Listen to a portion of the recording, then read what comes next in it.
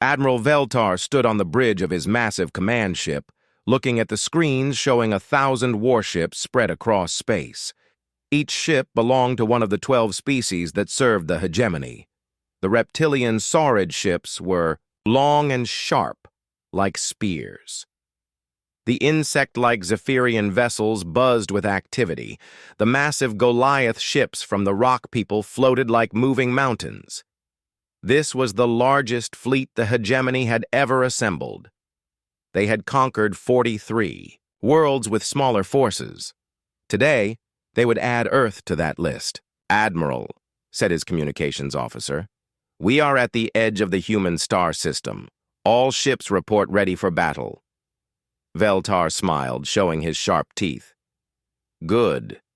These humans think they can refuse our generous offer to join the hegemony. We will teach them otherwise." The alien admiral had studied the reports about Earth. The humans had only 50 warships. They had some defense platforms around their planet and their moon. It was nothing compared to what the hegemony could bring to bear. Most worlds surrendered after seeing just 100 hegemony ships. This would be easy. Far away on Earth's moon, Admiral Kang Dae-ho watched the same alien fleet through his telescopes. He was an older man with gray hair and steady hands. He had spent 30 years in Earth's Navy, and he knew this day would come. "How many ships do you count?" he asked his aide. 1,012, sir. Maybe more hiding behind the larger ones." Kang Dae-ho nodded. "Signal all defense platforms. Begin charging the main guns. Contact Captain Lee Sora on the Soul's Pride. Tell her to prepare the defense fleet for battle." The aide hesitated. "Sir, with respect, 50 ships against 1,000? "Trust the plan, Lieutenant. Everything depends on timing now." On the other side of the moon, massive railgun cannons began to hum with power. Defense platforms the size of small cities prepared their particle beam weapons. To any observer, it looked like Earth was preparing for a desperate last stand. Captain Lee Sora received her father's message aboard the Soul's Pride. She was young for a ship captain, only 32, but she had earned her rank through skill and courage. Her ship was one of Earth's newest and most powerful vessels. "All ships, this is Captain Lee," she broadcast to the other 49 ships in the defense fleet. "Form up in attack formation. We're going to show these aliens what Earth ships can do." Her crew worked quickly to prepare for battle. They checked weapons, shields, and engines. Everyone knew the odds. Everyone also knew that sometimes you had to fight even when you couldn't win. But far out in the asteroid belt between Mars and Jupiter, something else was happening. Captain Park Jin-woo stood on the bridge of his flagship, the Incheon Fury. Around him, 300 of Earth's most advanced warships moved silently through space. These were not the ships the aliens expected to fight. These were the ships built in secret shipyards beyond Mars. These were the ships that used new technology stolen from alien wrecks over the past 5 years. These were the ships that had been on patrol when the aliens arrived. "Signal from Earth Command," reported his communications officer. "Admiral Kang confirms the aliens have taken the bait. They think our defense fleet is all we have."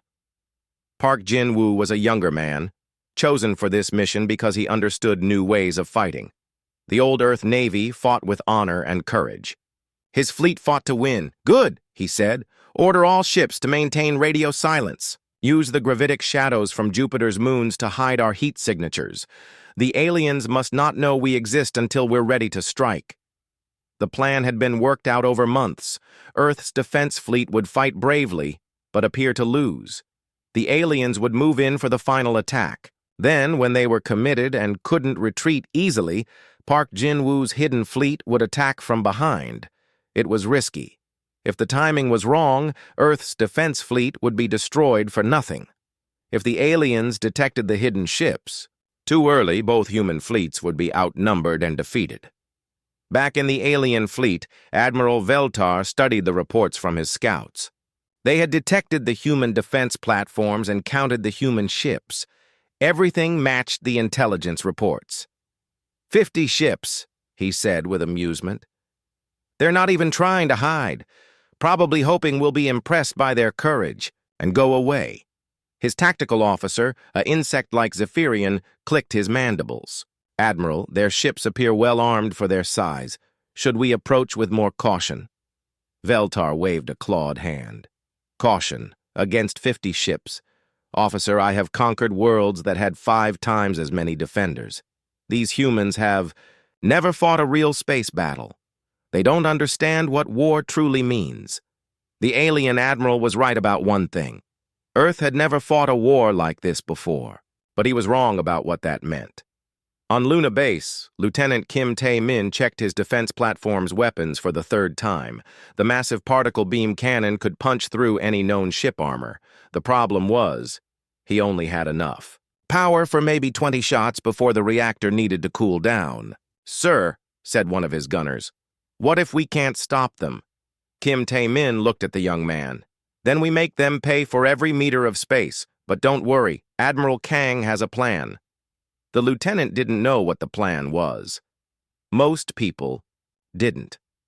Only a few people on Earth knew about Captain Park's hidden fleet. The secret had to be kept, even from their own people. In space, the alien fleet began to move forward. The massive ships accelerated slowly, building up speed for their attack run on Earth. They moved in perfect formation, just like they had at 43 other worlds. Admiral Veltar felt the familiar excitement of coming victory. After today, the humans would serve the hegemony just like all the others.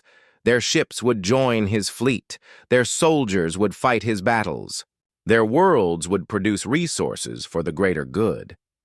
He had no idea that Captain Park Jin-woo was watching his every move from the shadows of Jupiter's moons. He had no idea that Earth's desperate preparations were actually careful bait. He had no idea that humanity had been planning for this day since the first alien ship had been spotted 5 years ago. The greatest trap in human history was about to spring. The aliens thought they were hunting prey. They were about to learn. They had walked into a predator's den. The alien message came exactly as expected. Admiral Veltar's voice boomed across all Earth communication channels, translated into dozens of human languages. People of Earth, I am Admiral Veltar of the Hegemony Fleet. Your world has been chosen. To join our great alliance, surrender now, and your people will be treated well. Resist, and your cities will burn.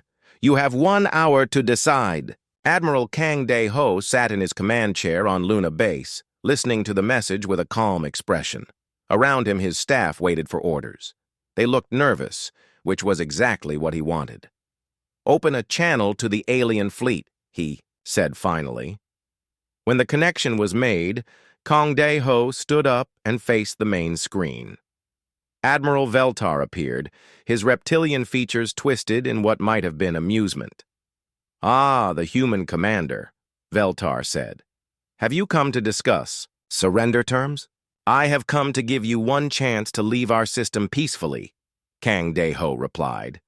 Turn your ships around now, and no one has to die today. The alien admiral laughed, a harsh sound that echoed through the communication channel. You have 50 ships against my 1,000. Your bravery is admirable but stupid. Last chance, human. Surrender now. Never, Kang Dae-ho said simply, and cut the transmission. Veltar stared at the blank screen for a moment, then shrugged.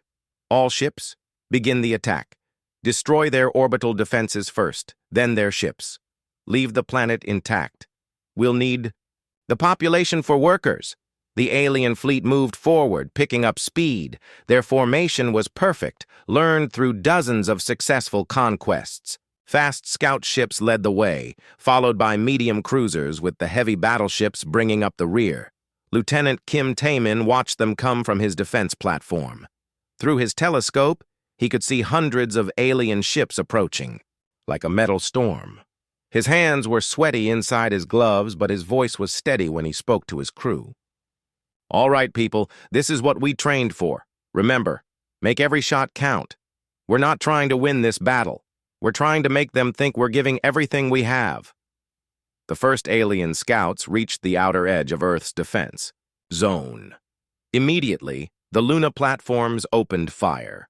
Brilliant beams of coherent particles lanced out across space, striking the lead alien ships. 3 scouts exploded in balls of fire and metal, but more kept coming. The aliens had expected to lose some ships to the fixed defenses. They pushed forward, returning fire with their plasma cannons and missile batteries. Captain Lee So-Ra received the signal she had been waiting for. All ships, this is Seoul's pride. Form up and prepare to engage. We're going to hit their forward elements and fall back. Make it look desperate, but don't take unnecessary risks. The 50 ships of Earth's defense fleet accelerated toward the alien formation. They were vastly outnumbered, but each Earth ship was more advanced than the aliens realized. New armor, new weapons, new shields, all developed in secret over the past 5 years. The 2 fleets met in the space between Earth and its moon. The humans attacked with surprising ferocity, their ships diving and weaving through the alien formation like angry wasps. Pulse cannons and railguns spoke with thunder, and alien ships began to die. But the numbers were impossible. For every alien ship destroyed, 5 more took its place. Human ships began to take damage, their shields failing under concentrated fire. Captain Lee So-Ra watched her tactical display with practiced eyes. Her ship had just destroyed an alien cruiser, but 2 more were moving to flank her position. "Evasive maneuvers," she ordered. "All ships, begin fighting withdrawal toward day. Earth, make them think we're being overwhelmed." It wasn't hard to make it look real. The human ships were taking heavy damage. 3 had already been destroyed, their crews lost to the vacuum of space.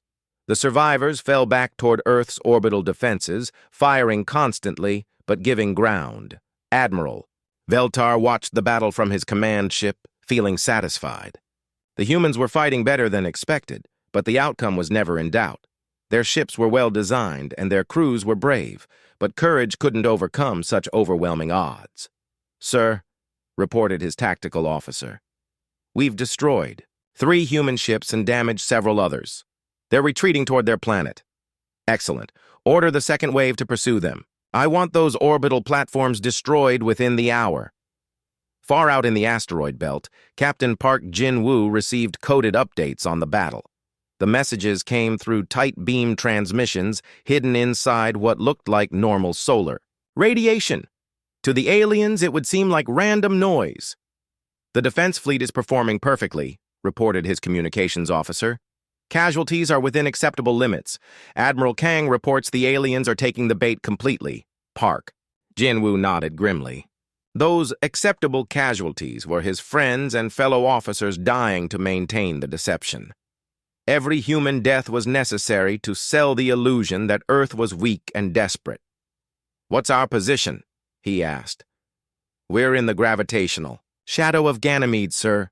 The alien sensors can't detect us through Jupiter's interference. All ships report ready for combat." "Good. Order all ships to begin moving into attack position. Use minimum power. Passive sensors only. We have one chance to get this right." Back in the battle zone, things were going exactly as planned. The human defense fleet continued its fighting retreat, leading the aliens closer to Earth. The Luna platforms kept up a steady barrage, destroying alien ships but taking damage in return.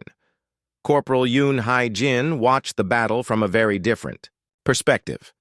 He was aboard an alien ship, captured 3 months ago when the human colony at Proxima Centauri was attacked. The aliens had kept him alive to study human biology and tactics. They didn't know that he had been specially trained for this possibility. While pretending to be a broken prisoner, he had been observing everything about alien ships and technology. Now, as the fleet approached Earth, he prepared to send the most important message of his life. Using a hidden transmitter built into his tooth, he began broadcasting. The signal was weak and encrypted, hidden inside the electromagnetic noise of the battle, but it carried vital information about alien ship weaknesses and command frequencies. "Earth Command? This is Blackbird," he whispered into the tiny microphone. "Enemy fleet composition confirmed. Primary command ship is the large vessel at Grid 77 Alpha. Commander appears to be reptilian species, designation unknown. Recommend targeting primary communications array located on dorsal hull section. The message was received by Lieutenant Shin Da-eun at Earth Communications Command. She quickly decoded it and passed the intelligence to Admiral Kang Dae-ho. Excellent, the Admiral said when he read the report. Signal Captain Park. Tell him, we have a primary target identified. The real battle can begin soon. The alien fleet pressed their attack, growing more confident with each passing minute. They had broken through the human defense line and were approaching Earth's orbital stations. Victory seemed assured. Admiral Veltar allowed himself a moment of satisfaction. Another world would fall to the hegemony. Another species would learn that resistance was futile. The humans had fought bravely, but bravery alone was never enough. He had no idea that his greatest enemy was moving silently through space behind him, preparing to spring the deadliest trap in military history. The alien fleet pushed deeper into Earth's solar system, their confidence growing with each destroyed human ship. Admiral Veltar stood on his bridge, watching the tactical displays show his inevitable victory. The human defense fleet had been scattered, their survivors limping back toward Earth like wounded animals. "Sir," reported his scanner officer, "we're approaching the human moon. Their defense grid is powering up all weapons." Veltar looked at the display showing Luna Base and its surrounding platforms. Massive railguns and particle beam arrays pointed outward like the spines of some ancient beast. Energy readings showed they were charging to full power. "How many platforms?" he asked. 47 major installations, sir, plus numerous smaller defensive positions on the moon's surface." The alien admiral considered this. It was more firepower than most worlds possessed, but still nothing his fleet couldn't handle. "Order the heavy cruisers forward. Destroy those platforms before they can coordinate their fire."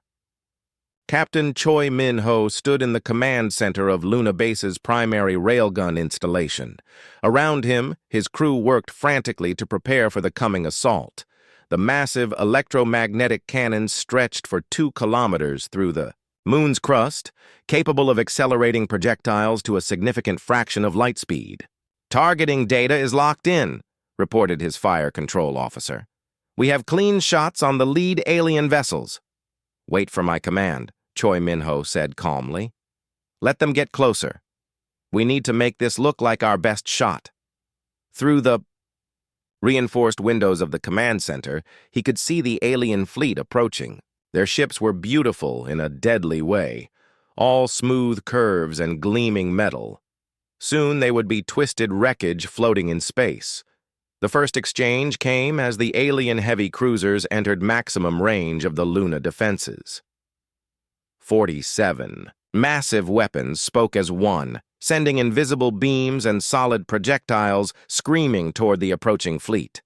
The aliens had expected this. Their ships scattered and began evasive maneuvers, their shields glowing as they absorbed the incoming fire. But the Luna gunners were good at their jobs. 3 alien cruisers exploded in brilliant fireballs. 2 more were badly damaged and fell. "Back! Direct hits confirmed," reported Lieutenant Kim Tae-min from Defense Platform Omega-7. His particle beam had just punched completely through an alien battleship. Enemy shields are weaker than expected. But the aliens were learning fast. Their return fire was devastating. Plasma bolts and fusion missiles rained down on the Luna installations. 2 defense platforms were destroyed in the first minute of the exchange. Another 3 were badly damaged. Admiral Kang Dae-ho watched the battle from his command bunker deep inside the moon. Status reports flowed in from all sectors. His defenses were holding, but barely. Right on schedule.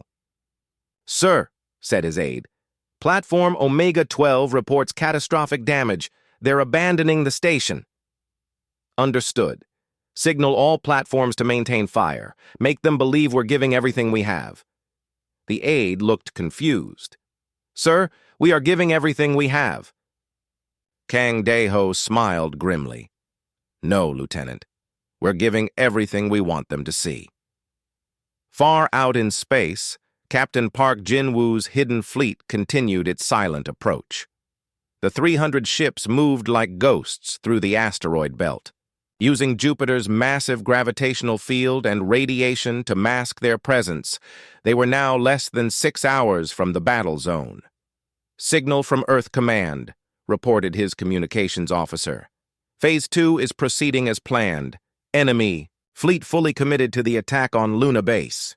Park Jin-woo studied his tactical displays. The alien fleet was strung out in a long formation, their fastest ships pressing the attack while their slower vessels followed behind. It was exactly what the human planners had hoped for. "Order all ships to begin final approach," he commanded. "Stealth protocols remain in effect. We'll reveal ourselves only when we're in position to attack." Commander HFY, captain of the heavy cruiser Daegu's Wrath, received the order aboard her ship. Around her, the crew made final preparations for combat. They had been training for this moment for 2 years, practicing attack runs against simulated alien formations. "All weapons charged and ready," reported her tactical officer. "Targeting data uploaded for the enemy command cluster." "Good," HFY replied. "Remember, our first salvo has to count. We won't get a second chance to surprise them." Back at Luna Base, the battle was reaching its climax. Half the defense platforms had been destroyed or damaged beyond repair. The surviving installations kept up a steady barrage, but alien ships were breaking through the defensive line. Sergeant Han Yu-jin crouched in a trench on the moon's surface as alien landing craft screamed overhead. The first wave of ground troops would be landing soon. His Marine company was positioned to defend one of the main communication arrays. "Remember," he told his soldiers, "we hold this position no matter what. If they take out our communications, the fleet can't coordinate the counterattack." His Marines nodded grimly. They all knew they were probably going to die here, but they also knew their sacrifice would buy time for something bigger. The alien landing craft touched down in clouds of lunar dust. Armored warriors poured out, their weapons crackling with energy. They moved with the confidence of soldiers who had conquered dozens of worlds. Han Yu-jin waited until they were in close range, then gave the signal. Hidden machine gun nests opened fire, cutting down the first wave of aliens. Rocket launchers spoke from concealed positions, destroying 2 of the landing craft, but more aliens kept coming. They had overwhelming numbers and advanced technology. Slowly, steadily, they pushed the human defenders back. Admiral Veltar watched the ground battle through his ship's sensors. Everything was proceeding normally. The humans were fighting with typical courage and determination, but they couldn't hold out much longer. "Sir," reported his tactical officer, "our ground forces have secured 3 major installations. The orbital platforms are down to 30% effectiveness." "Excellent. Order the main fleet to close to bombardment range. We'll finish this quickly." The alien admiral had no idea that his decision to commit his entire fleet to close range. Combat was exactly what the humans had been hoping for. As his ships moved into position around Earth and its moon, they were also moving into the killing zone that Captain Park had spent months planning. Captain Lee So-ra's battered defense fleet had fallen back to Earth orbit, taking shelter behind the remaining orbital platforms. Her ship, Seoul's Pride, had taken heavy damage, but was still fighting. Around her, the survivors of the 50-ship fleet prepared for what looked like their final battle. "Captain," said her tactical officer, "alien fleet is closing fast. Estimate, 15 minutes until they're in optimal firing position." Lee So-ra nodded. "Signal all ships. This is our moment. Fight like the fate of humanity depends on it." Her crew responded with grim determination. They had no idea that help was coming. As far as they knew, this was Earth's last stand. They prepared to sell their lives as dearly as possible. High above the battle, the alien command ship moved into position. Admiral Veltar prepared to give the order that would end human resistance forever. His 1,000 ships were perfectly positioned. The human defenses were crumbling. Victory was within his grasp. In less than an hour, he would discover that he had just made the greatest tactical mistake in galactic history. Admiral Veltar raised his clawed hand to give the final order. Around Earth, his 1,000 ships waited in perfect formation. The human defenses were nearly broken. Their orbital platforms were smoking ruins. Their fleet was scattered and bleeding. It was time to end this.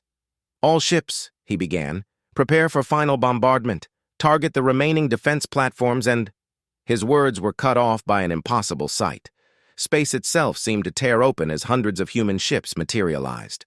From nowhere, they appeared in perfect attack formation, surrounding the alien fleet like a closing fist. "Sir!" screamed his sensor officer. "Multiple contacts! Hundreds of ships decloaking all around us!" Veltar stared at his tactical display in shock. 300 human warships had appeared as if by magic, their weapons already charging, their formation perfectly coordinated. His fleet was trapped in the middle of them. "Impossible," he whispered. "Where did they come from?" Captain Park Jinwoo stood on the bridge of his flagship, the Incheon Fury, and smiled coldly.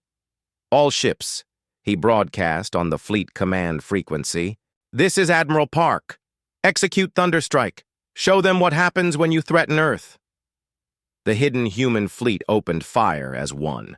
300 ships unleashed everything they had at the alien formation. The space around Earth lit up like a new star as thousands of weapons spoke simultaneously. The aliens had been caught completely off guard. Their ships were positioned for planetary bombardment, not fleet combat. Many had their shields down to conserve power. Others were facing the wrong direction entirely. Commander HFY's heavy cruiser, Daigu's Wrath, led the attack on the alien command cluster. Her ship's massive railguns spoke with thunder, sending solid projectiles through the hull of Admiral Veltar's flagship. The alien command ship staggered under the impact, its bridge exploding in a shower of sparks and flame. "Direct hit on the enemy flagship," reported her tactical officer. "Their command structure is in chaos." "Good," HFY replied. "Target the next largest ship. Keep hitting their command vessels." All around the battlefield, human ships pressed their attack with deadly precision. The Busan Thunder, commanded by Captain Lim Jae-sung, dove through the alien formation like a knife, its particle beams cutting alien cruisers in half. The Incheon Fury's escort destroyers, led by Commander Bae Sung-min, swarmed around the larger alien vessels like angry hornets. But it wasn't just the surprise that made the difference. The human ships were better than the aliens had expected. Much better. "Sir," reported the tactical officer aboard Veltar's damaged flagship. "The human vessels are using unknown technology. Their shields are absorbing our plasma fire with minimal damage. Their weapons are penetrating our armor like it's paper." Admiral Veltar wiped green blood from a cut on his forehead and tried to understand what was happening. "How is this possible? Our intelligence said they only had 50 ships." He didn't know that humanity had been preparing for this day for 5 years. Ever since the first alien scout ship had been detected entering the solar system, Earth's best scientists and engineers had been working in secret. They had studied every piece of alien technology they could find. They had built new weapons, new armor, new shields. Most importantly, they had built them in secret shipyards hidden throughout the outer solar system. Captain Lee Sora's retreating defense fleet suddenly reversed course and attacked from behind. Her damaged ships might look beaten, but they still had fight left in them. Seoul's Pride led the charge, its weapons blazing as it struck at the alien rear guard. "All ships," she broadcast. "This is Captain Lee. Form up on my ship. Time to show these aliens what Earth's Navy can really do." The aliens tried to respond, but their formation was in chaos. Ships collided with each other as they tried to turn and face the new threats. Their communication network, dependent on the flagship, was barely functioning after HFY's devastating attack. Some alien commanders tried to fight back with skill and courage. A squadron of Saurid heavy cruisers formed a defensive circle and began coordinated fire at the nearest human ships, but they were quickly overwhelmed by superior tactics and firepower.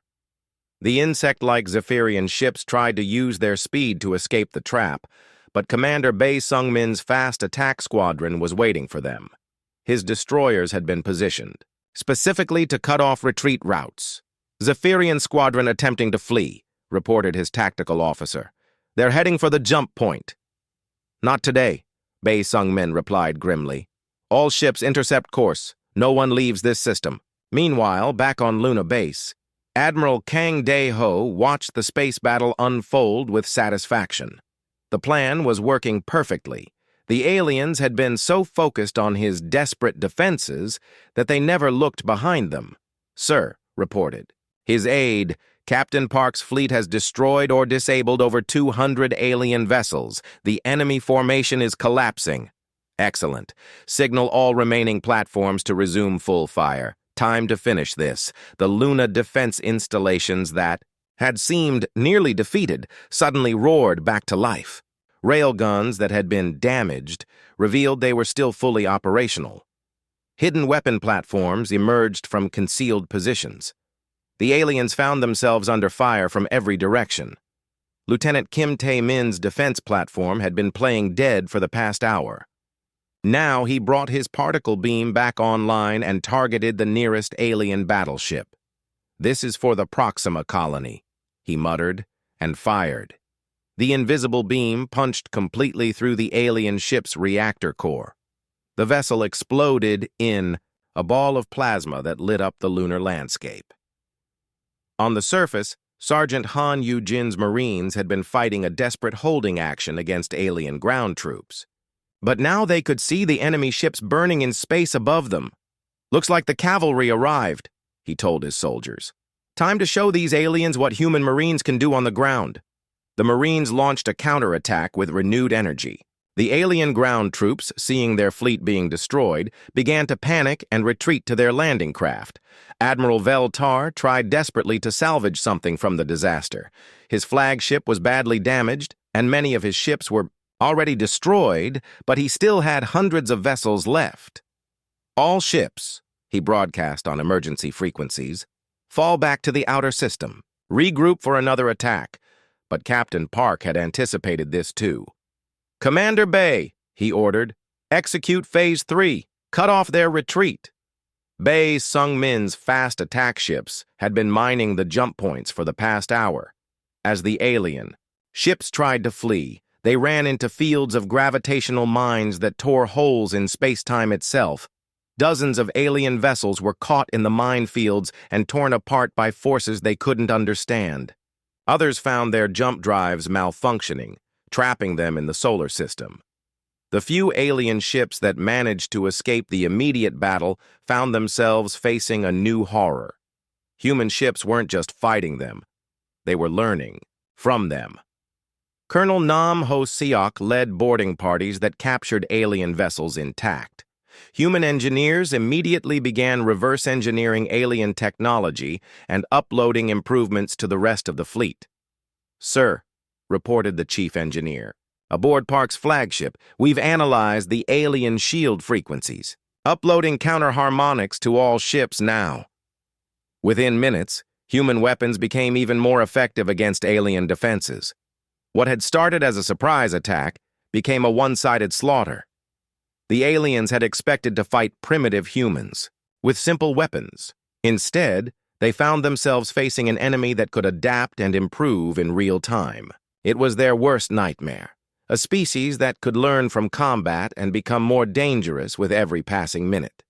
Admiral Veltar realized his great invasion had become a complete disaster. In less than 2 hours, he had lost more ships than the hegemony had lost in the past 10 years combined.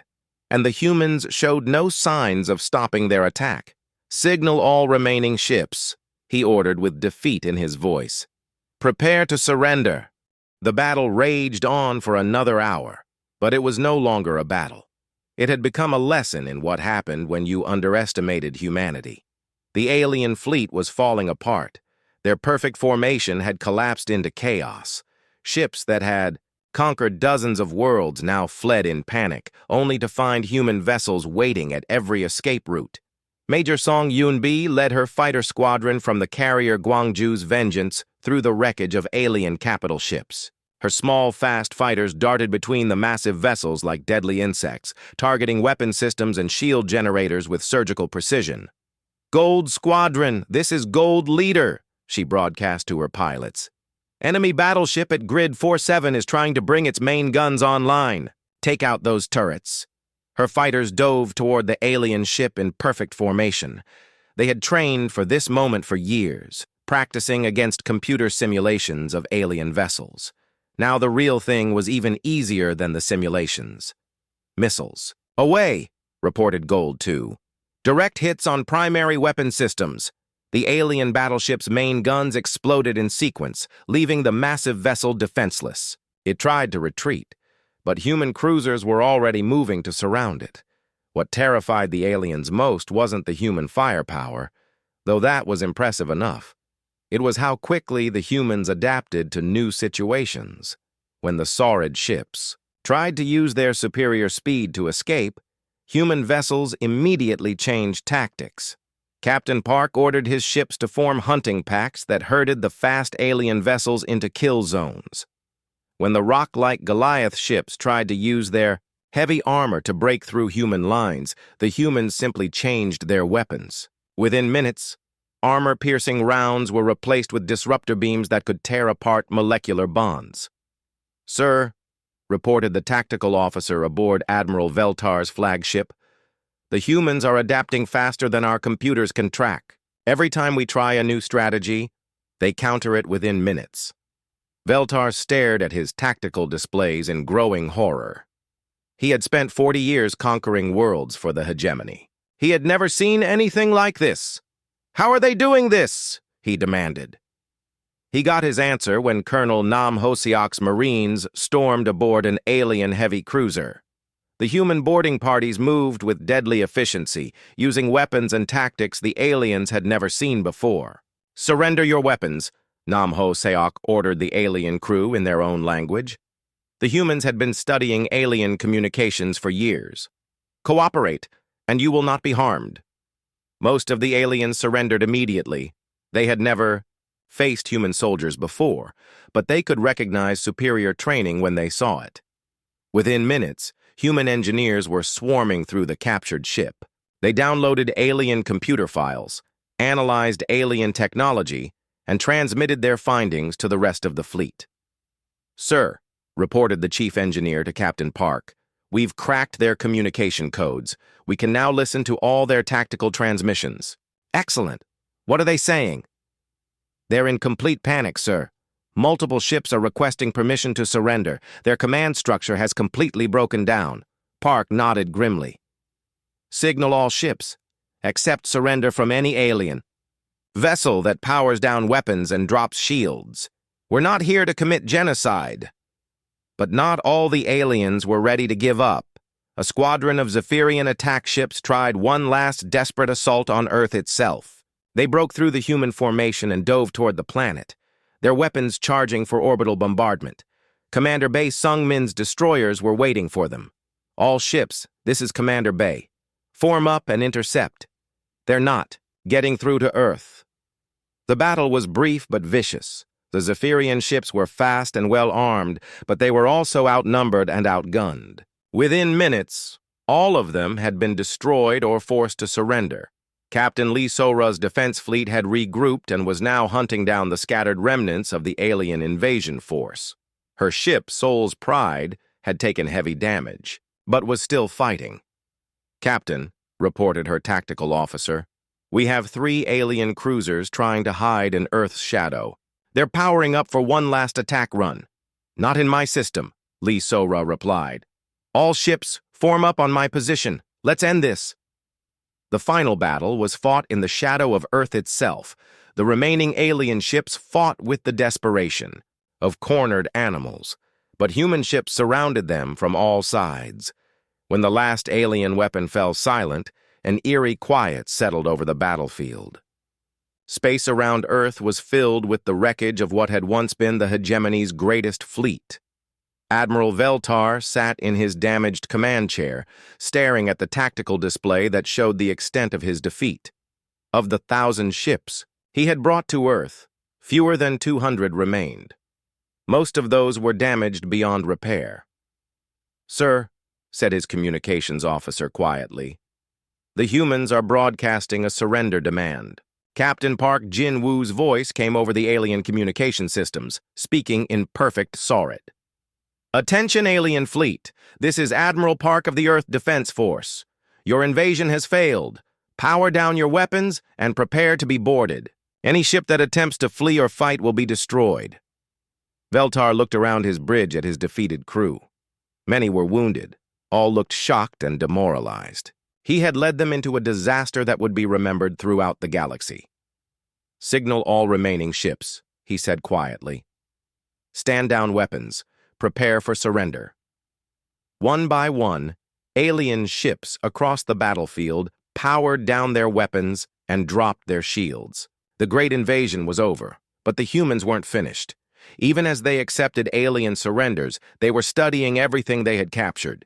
Human engineers crawled through alien ships, copying technology and learning new techniques. "Sir," reported the chief science officer to Admiral Kang Dae-ho, "we've recovered intact examples of alien faster-than-light drives, advanced shield generators, and weapons we've never seen before. This technology will advance our space program by decades." Kang Dae-ho nodded. "Good. Make sure everything is cataloged and studied. We need to understand how large the hegemony really is." The answer to that question was more disturbing than they had hoped. As human intelligence teams broke alien computer codes, they discovered the true scope of what they faced. "Sir," reported Lieutenant Shin Da-un from Communications Command, "we've decoded their star charts. The hegemony controls over 300 star systems. They have fleets much larger than this one." "How much larger?" asked Admiral Kang. "According to their records, this fleet represented about 1/10 of their total military strength." The news was sobering. Humanity had won a great victory, but they had also revealed themselves to an enemy that vastly outnumbered them. Captain Park understood the implications immediately. "Signal all ships," he ordered. "Begin salvage operations. We need every piece of alien technology we can get. This was just the first battle of a much larger war." 3 days after the battle, Admiral Veltar found himself in a small room aboard a human space station. His wounds had been treated by human doctors who worked with surprising skill and gentleness. Now he waited to meet the human commander who had destroyed his fleet. The door opened and Admiral Kang Dae-ho walked in. The human was older than Veltar had expected, with gray hair and calm eyes that missed nothing. He sat down across from the alien admiral and studied him for a long moment. "I am Admiral Kang Dae-ho," he said in perfect Saurid. "I commanded Earth's defenses during your attack." Veltar was surprised by the human's language skills, but he tried to maintain his dignity. "I am Admiral Veltar of the Hegemony Fleet. I demand to know why you haven't executed me." Kang Dae-ho smiled slightly. "Because we're not like you. We don't kill prisoners, but I do have some things to explain to you." The human admiral leaned back in his chair. "You made 3 critical mistakes. First, you assumed we were isolated and alone. You thought our 50 ships were all we had. Your deception was skillful," Veltar admitted grudgingly. "It wasn't deception, it was strategy. You see, you've been thinking like conquerors. We think like defenders. When someone threatens our home, we don't just fight back. We make sure they can never threaten us again." Kang Dae-ho activated a holographic display showing the solar system. "Your second mistake was assuming our orbital defenses were our greatest strength. They weren't. They were bait." The display showed the battle from start to finish, highlighting how the human defense fleet and orbital platforms had drawn the alien ships into the perfect position for Park's surprise attack. Every move you made, we anticipated. Every formation you used, we had planned for. You thought you were hunting prey. You were actually walking into a carefully prepared trap. Veltar watched the replay with growing understanding. Your entire defense was planned to look weak. Exactly. We studied your previous conquests. We knew how you operated. We gave you exactly what you expected to see. The human admiral's expression grew more serious. But your third mistake was the most important one. You thought conquest was our weakness. You believed that because we had never built an empire like yours, we didn't understand war. He leaned forward. You were wrong. We understand war better than you do. We just understand it differently. Kang Dae-ho activated another display, this one showing Earth's hidden shipyards and training facilities. For 5 years ever since, we detected your scout ships. We've been preparing, not for conquest, for survival. Every ship in our fleet was built with one purpose, to protect Earth and everything we hold dear. Veltar stared at the images of massive industrial complexes, hidden throughout the outer solar system. Impossible. Our intelligence showed no sign of this, because we hid it well. And because your intelligence officers think like conquerors, they look for military threats, not defensive preparations. They never imagined we could build this much without trying to conquer someone else. The door opened, and Captain Park Jin-woo entered the room. He had been promoted to admiral after the battle, and he carried himself with quiet confidence. Admiral Veltar, Park said politely. I wanted to meet the commander who led such a large fleet. Your tactical skills are impressive. Veltar looked between the two human admirals. You destroyed my fleet. Why do you speak of my skills? Because, Park replied, we respect good officers, even when they're our enemies. Your formation was excellent for planetary conquest. Your ship handling was professional. You just didn't know you were facing an enemy that had been preparing specifically for you. Captain Lim Jae-sung entered the room, carrying a data pad. He had been given command of one of the captured alien dreadnoughts and was learning to operate. Hegemony technology. Admirals, he reported, we finished analyzing the alien communication logs. The news has already reached 17 hegemony systems. Multiple species are declaring independence. Park nodded. How many? 4 species, so far, sir.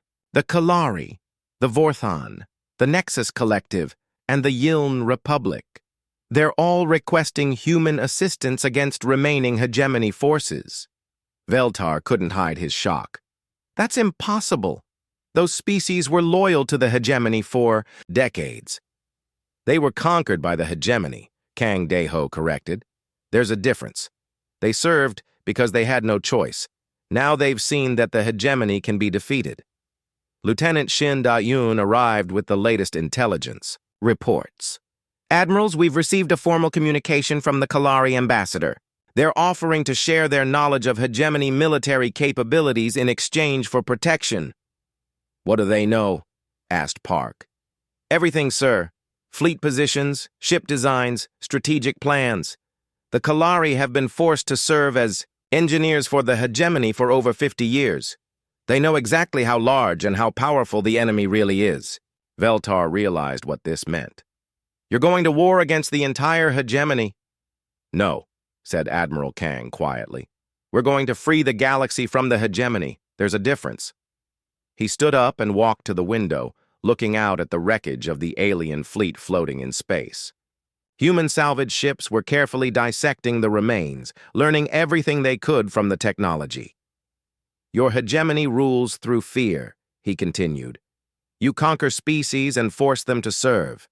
But fear only works until someone proves. The monster can be beaten. Park joined him at the window. We've already received messages from 12 more species. They want to know if the reports are true.